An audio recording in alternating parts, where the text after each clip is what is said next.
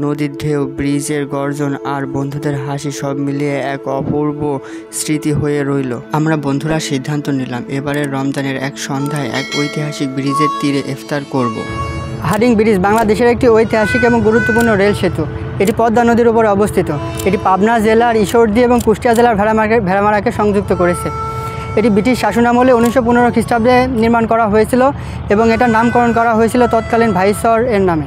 প্রাকৃতিক সৌন্দর্য আর ব্রিজের বিশাল কাঠামো আমাদের মুগ্ধ করছিল। দূর দূরান্ত থেকে মানুষ আসে হাডিং ব্রিজের তীরে। ইফতার যেন এক বিশাল মিলন মেলা। ইফতারের সময় যতই এগিয়ে আসছে ততই বাড়ছে উন্মাদনা।